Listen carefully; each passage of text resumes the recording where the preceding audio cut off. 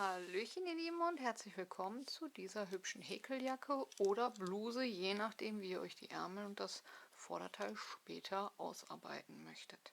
Das Ganze wird wie immer für Größe M gehäkelt. Dazu nehme ich den Brustumfang. Wenn ihr allerdings sagt, die Jacke soll über die Hüfte gehen und euer Hüftumfang ist breiter, dann nehmt selbstverständlich euren Hüftumfang. Ansonsten gehe ich hier von dem Brustumfang aus und das sind bei Größe M immer so in etwa 100 cm. Diese teile ich durch 2 und komme somit auf 50. Auf diese 50 cm rechne ich dann nochmal plus 10 drauf, damit das Ganze unter den Ärmeln schön locker sitzt und nicht zu eng darunter. Und komme somit auf ein Endergebnis von 60 cm. Das heißt, egal für was für eine Größe ihr häkelt, ihr nehmt den Brust- oder Hüftumfang, teilt diesen durch 2 und auf das Ergebnis rechnet ihr nochmal 10 cm mehr drauf. Und das Ergebnis schlagt ihr dann gleich mit mir als Kette an. Danach nehmt ihr euch von einem gut sitzenden Pullover oder von einer Bluse einfach mal die Ärmelhöhe. In meinem Fall sind es 18 cm und diese benötigen wir dann gleich mal 2. Und zum Schluss gehen wir noch hin und messen von unterm Ärmel herab, wie lang unsere Jacke ungefähr werden soll. Und hier habe ich mich dann für 30 cm entschieden. Und mehr benötigen wir auch nicht. Dann stellt ihr euch einfach mal vor, dass wir gleich ein Rechteck häkeln, was bei mir eine Breite von 60 haben wird. Und danach teilt sich das Ganze so auf, dass wir einmal hochhäkeln, und zwar den unteren Teil der Jacke, wie lang sie werden soll. Das wären dann 30. Dann die erste Ärmelhöhe, 18. Und da wir das Ganze mal 2 nehmen müssen, die zweite Ärmelhöhe mal 18. Und somit habe ich dann eine Gesamtlänge von 66 cm. Also wird mein Rechteck, was ich nachher häkeln muss, 60 mal 66 cm haben. Und dann kommen wir nun. Eine direkte Kette mit festen Maschen benötigt ihr zuallererst 2 Luftmaschen.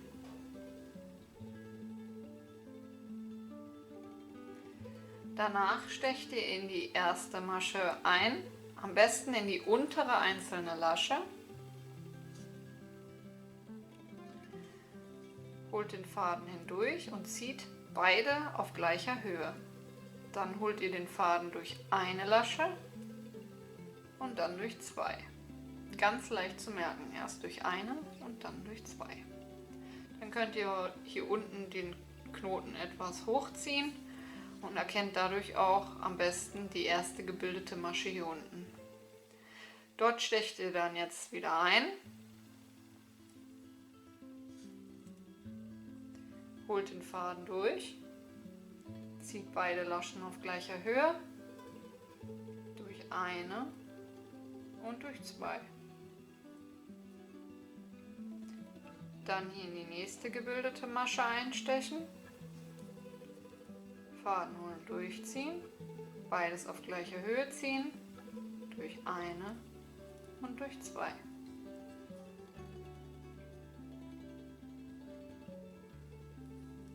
Und mit etwas Übung wird das Ganze richtig gleichmäßig. Der Vorteil dieser direkten Kette ist, dass ihr schon so gut wie das richtige Maß habt. Da wird sich nicht mehr viel verändern. Bei einer Luftmaschenkette habt ihr meistens unten etwas enger als oben, also es latscht noch etwas aus und ja, euer Ergebnis ist auf jeden Fall anders als das, was ihr eigentlich anschlagen wolltet. Von daher hat es eigentlich auch den Effekt wie bei einer Maschenprobe. Ja, es ist einfach genauer. Und wie gesagt, ihr schlagt jetzt so lange diese Kette an, bis ihr auf die richtige Maße kommt, also eure Maße oder halt auf die 50 cm, falls ihr für diese Größe häkeln möchtet. Danach alles einmal durchzählen, gucken, ob die Maschenanzahl teilbar durch 10 ist und nochmal plus 5. In diesem Fall 95 Maschen. Nach 95 Maschen können wir uns nun der zweiten Reihe widmen.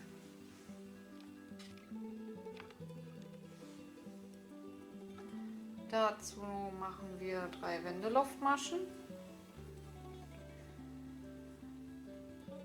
Und jetzt müsst ihr euch das so vorstellen, die erste Masche direkt am Fuß gehört zu diesem Stäbchen. Wir stechen also hier in die zweite ein, einen Umschlag und in die zweite Masche ein Stäbchen häkeln.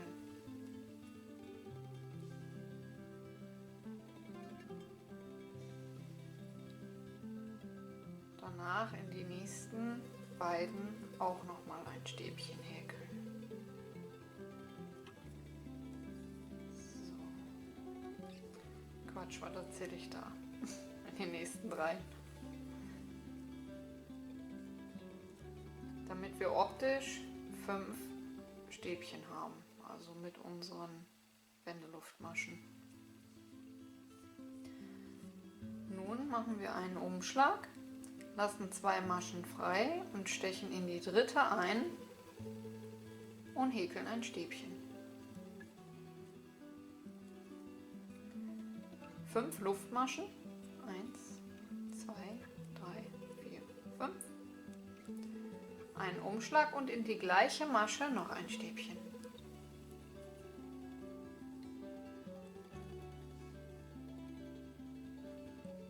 Einen Umschlag, wieder 2 Maschen freilassen und ab der dritten wieder 5 Stäbchen in die nächsten 5 Maschen häkeln. 1, 2, 3, 4, 5. Ein Umschlag, 2 freilassen und in die dritte ein Stäbchen. 5 Luftmaschen und in dieselbe Masche nochmal ein Stäbchen. Ein Umschlag, 2 Maschen freilassen und ab der dritten Masche 5 Stäbchen in die nächsten 5 Maschen.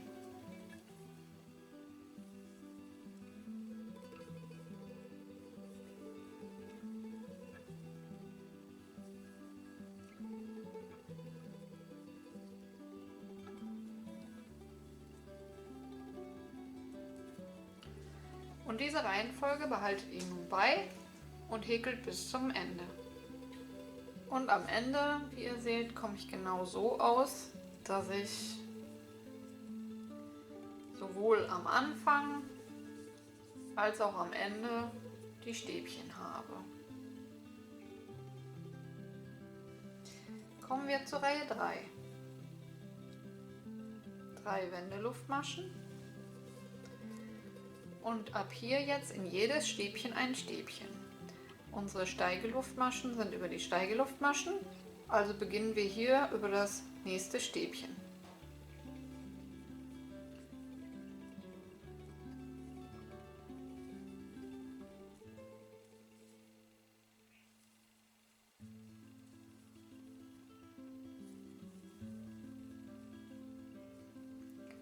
Sodass ihr auch hier wieder optisch eure 5 Stäbchen über die 5 Stäbchen habt. Jetzt häkeln wir 2 Luftmaschen und stechen in die mittlere Masche unseres gehäkelten Löckchens der Vorreihe. Am besten greift ihr die Masche mit dem Nadelkopf, so kommt ihr besser da rein. Und häkeln all in feste Masche. Dann wieder 2 Luftmaschen und stecht dann bei den Stäbchen wieder ein und häkelt 5 Stäbchen über die 5 Stäbchen.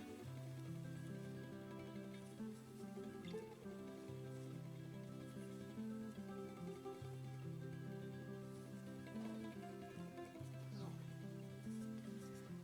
Also von den 5 Luftmaschen der Kette nehmt ihr das mittlere dritte und häkelt da eine feste Masche hinein. Ihr könntet jetzt auch um die Kette herum häkeln, wenn euch das zu kompliziert ist. Allerdings versetzt sich dann das Ganze beim Waschen, wie auch immer, und sieht dann etwas gruselig aus, beziehungsweise nicht mehr so sauber. Ne? Nach den 5 Stäbchen wieder 2 Luftmaschen in die mittlere einstechen, eine feste Masche häkeln, 2 Luftmaschen und wieder 5 Stäbchen über die 5 Stäbchen.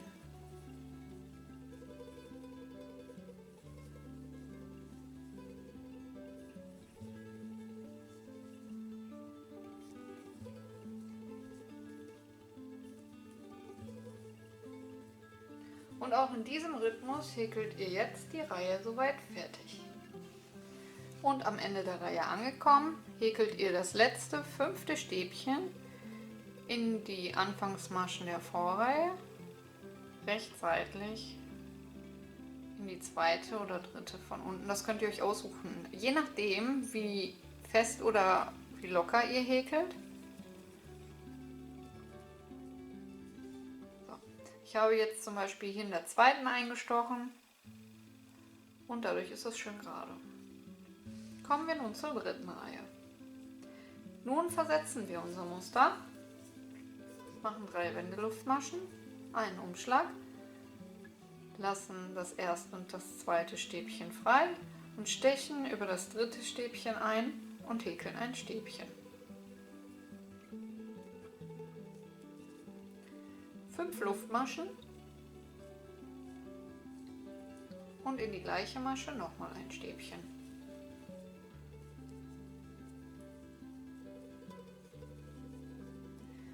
Nun links und rechts die beiden Löcksken behäkeln, und zwar in das linke 2 Stäbchen, ein Stäbchen in die feste Masche und 2 Stäbchen daneben.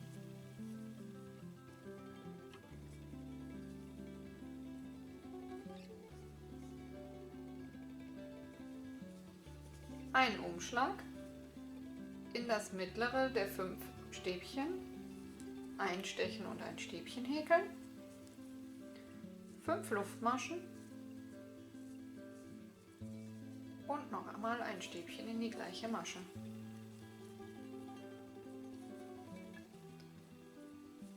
Nun wieder in das erste Löcksken 2 Stäbchen,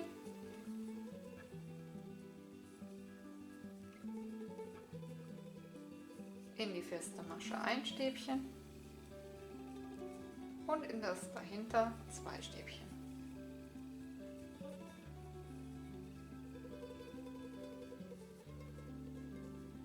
In das mittlere der 5 Stäbchen wieder ein Stäbchen, 5 Luftmaschen und ein Stäbchen.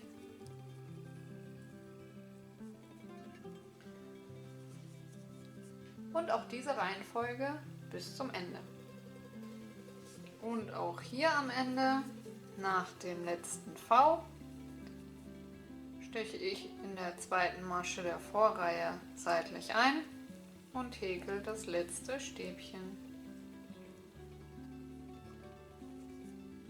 Nun zur letzten und 4. Reihe.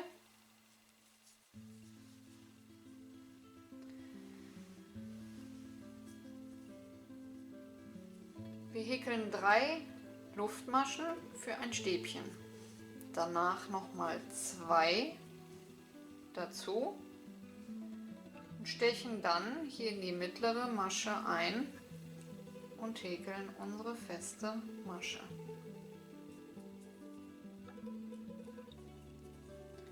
2 Luftmaschen und danach die Stäbchen. 5 Stäbchen in die 5 Stäbchen der Vorreihe.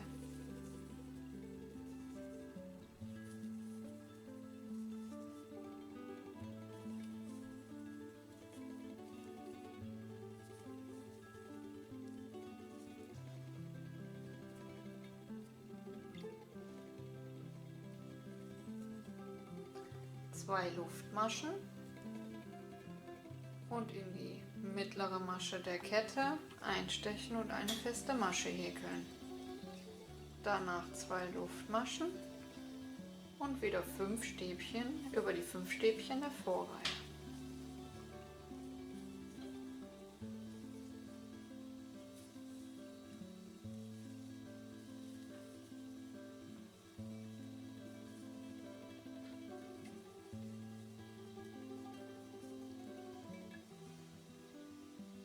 Und so häkeln wir jetzt wieder bis zum Ende. Und am Ende der Reihe 2 Luftmaschen, in die mittlere Masche die feste Masche häkeln.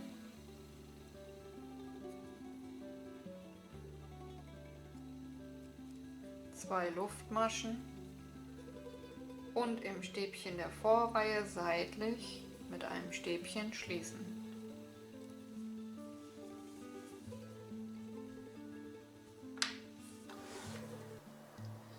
Nach 78 Reihen sieht das Ganze so aus und ich habe dann meine gewünschte Länge erreicht.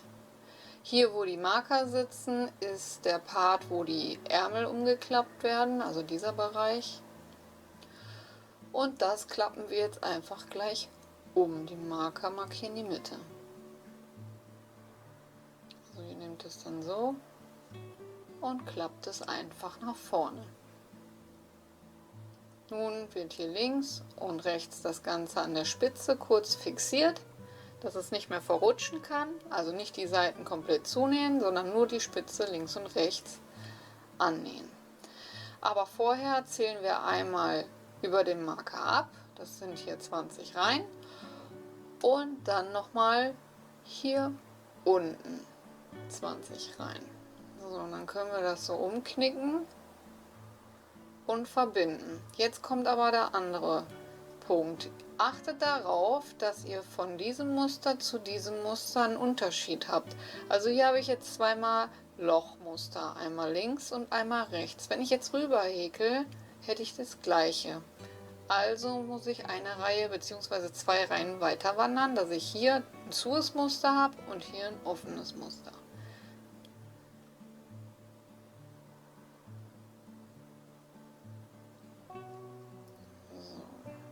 Hier kann ich dann den Endfaden nehmen, zum kurz annähen. Also ich gehe jetzt hier einfach 2-3 Mal durch.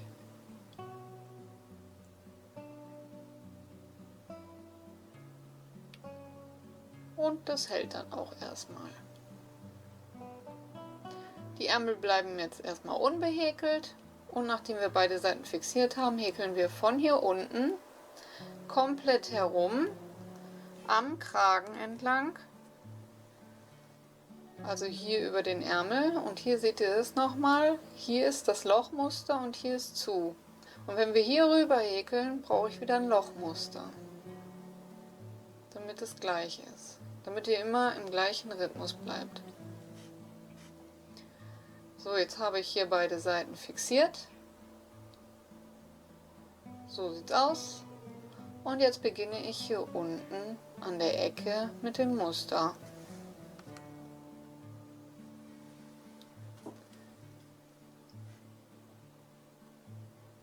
Dazu fixiere ich den Faden hier unten an der ersten Masche.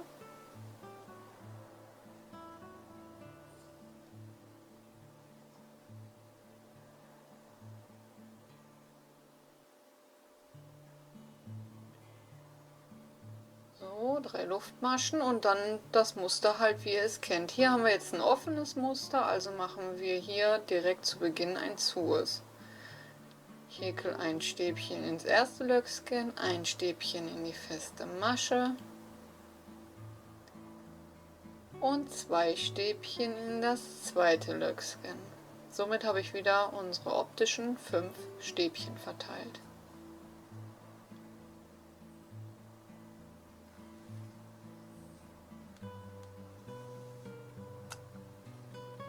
No, 1, 2, 3, 4, 5.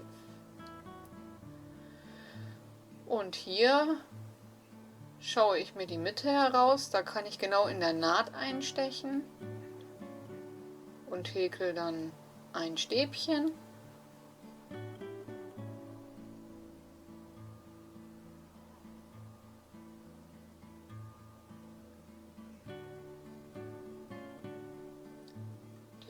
Maschen und ein Stäbchen in die gleiche Einstichstelle. Und hier jetzt wieder 5 Stäbchen. 2 ins erste Löckchen, 1 in die feste Masche und 2 ins zweite Löckchen.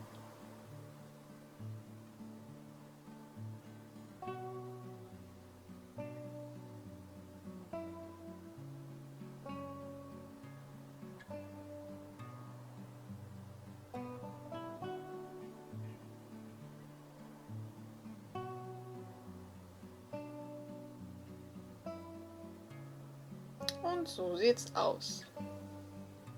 Und jetzt macht ihr immer so weiter, einmal komplett herum, im U häkeln. Also hier jetzt immer so ein Wechsel. Und dann komplett herum, hoch, hier vorne am Kragen lang. Und auf der anderen Seite wieder runter. Und das macht ihr so weit, bis für euch das vorne lang genug ist. Nach 26 Reihen habe ich meine 25 cm fertig gehäkelt. Linke und rechte Vorderteil sind somit fertig, da wir in einem U vorn gehäkelt haben. Und dann können wir uns nun den Ärmeln widmen.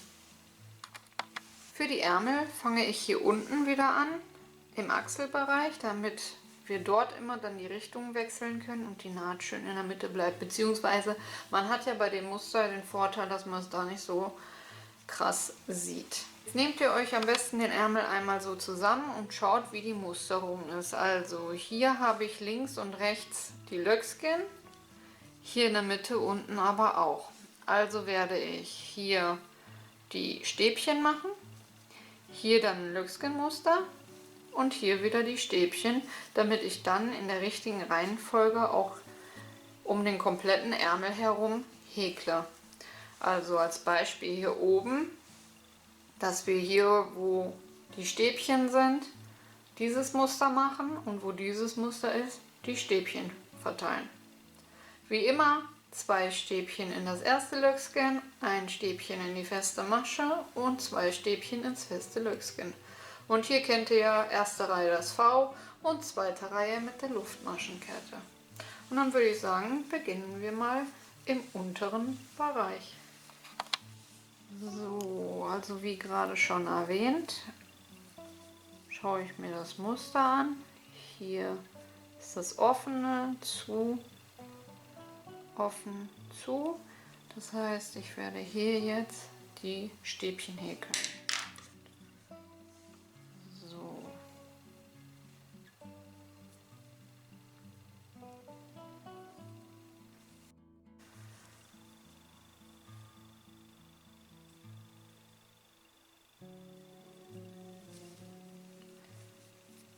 So. Also, wir haben hier das und hier das. Nee, Quatsch, hier muss ich mit dem V anfangen. Also das Stäbchen werde ich dann mit diesen hier verbinden. Hier werde ich zum Schluss noch 4 machen. Dadurch habe ich mit dem hier ein 5. Und werde jetzt erstmal mit einem Umschlag in die Masche in der Mitte ein V beginnen. 3 Luftmaschen.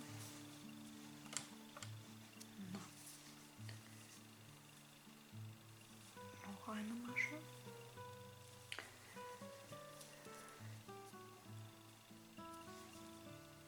Und dann hier ganz normal, wie wir es kennen, 2 Stäbchen.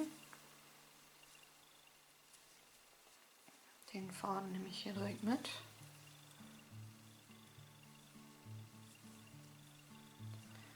Dann in die feste Masche ein Stäbchen. Und daneben nochmal 2 Stäbchen. Dann haben wir nämlich jetzt hier das Zur-Muster. Da steche ich so gut wie es geht mittig ein und mache wieder das V.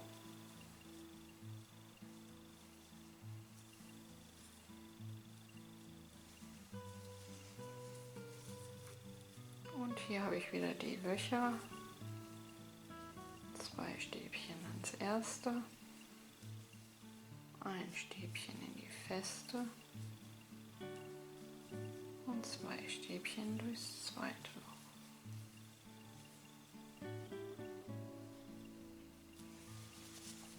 Dann kommen jetzt hier wieder die geschlossenen. Da steche ich mittig ein, häkel ein Stäbchen, 3 Luftmaschen und das Stäbchen. Und jetzt geht es im Grunde so weiter, wie ihr es eigentlich kennt. Wir schließen das Ende halt hier bei dem Muster genauso mit den 5 Stäbchen, wobei ich ja gerade gesagt habe, die erste Kette, die ich hier gehäkelt habe, ersetzt quasi das 5. Stäbchen. Danach macht ihr 3 Wendeluftmaschen und häkelt das Ganze in die andere Richtung zurück, also hier, wo die Stäbchen zum Schluss gehäkelt worden sind. Und das Reihe für Reihe immer schön die Richtung wechseln und dann kennt ihr das ja, nach jeder zweiten Reihe wird das Muster versetzt. Nach 4 Reihen bzw. 4 Musterreihen, also 6 Reihen insgesamt, wechsle ich auf eine kleinere Nadel. Weil bei diesem Muster Abnahmen zu machen, damit der Ärmel etwas enger wird, sieht nicht aus. Also könnt ihr dann einfach eine kleinere Nadel verwenden. Ich werde dann auf eine Zweiernadel runtergehen und den Ärmel dann so lang häkeln, wie jeder für sich möchte. Und dann würde ich sagen, sehen wir uns beim Endergebnis. So, zurück, der Ärmel ist fertig. Nach 18 Reihen habe ich ca. 18 cm gehäkelt, aber ich habe nach 6 Reihen die Nadel gewechselt und bin von der 3,5er auf die 2er Nadel runter, und zwar aus folgendem Grund. Ich persönlich empfinde, dass hier Abnahmen zu machen vom Muster her nicht ausgesehen hätten. Daher einfach der Trick, eine kleinere Nadel verwenden und wie ihr seht, wird der Ärmel leicht schmaler und sitzt dadurch besser. Nun noch die andere Seite vom Ärmel und dann könnt ihr, wenn ihr wollt, noch so einen Abschlussrand häkeln. Da blende ich euch aus einem anderen Video noch mal kurz ein, wie der gemacht wird. Diesen habe ich an den Ärmeln gemacht und einmal komplett am Jackenverlauf lang. Ich persönlich habe auch für mich entschieden, die Jacke offen zu tragen. Ihr könnt natürlich auch mit einem Druckknopf oder magnetischen Knopf oder normalem Knopf in der Mitte einen anfügen und die Jacke auch schließen. Sieht natürlich auch schön aus. Genauso wie euch kleine Ziertäschchen noch dran machen. Und dann seid ihr eigentlich schon fertig. Zurück, nachdem ich den zweiten Ärmel komplett gehäkelt habe, zeige ich euch noch kurz den Abschlussrand, den ich sowohl am linken als auch am rechten Ärmel und am Hals, Kragen und Bündchen gehäkelt habe. Und zwar geht ihr hin, macht einfach eine Luftmasche für feste Maschen. Dann stecht ihr in die erste Masche ein, holt den Faden hoch, zieht beide Laschen auf gleicher Höhe, verdreht die Nadel einmal und mascht das Ganze gemeinsam ab. Dann geht ihr direkt in die nächste Masche, holt den Faden durch, zieht beides auf gleicher Höhe, schön locker, verdreht die Nadel wieder und mascht das gemeinsam ab. Nächste Masche, Faden holen, beide Laschen hochziehen, verdrehen und abhäkeln. Und so geht jetzt die ganze Runde und dann habt ihr einen wunderschönen Abschluss. Das zeige ich euch hier nochmal. Schön gerade, stabil. Das gleiche auch hier vorne. Und fertig ist eure Jacke. Ihr könnt euch jetzt natürlich vorne noch ein Knöpfchen machen, Magnet oder normalen Knopf. Da ihr eh diese Löckskin habt, könnten normale Knöpfe auch gut kommen. Oder ihr bindet euch das Ganze mit 2 Kordeln, wie auch immer. Oder tragt sie einfach offen. Ich hoffe, euch hat die Anleitung gefallen und ihr seid gut mitgekommen. Vergesst nicht, eure Bewertung dazulassen, wie immer wichtig für uns YouTuber. Wenn ihr meinen Kanal noch nicht abonniert habt, könnt ihr dies kostenlos tun. Und dann würde ich sagen, lasst die Nadeln glühen, wir hören uns beim nächsten Mal. Bis dahin, ciao, ciao.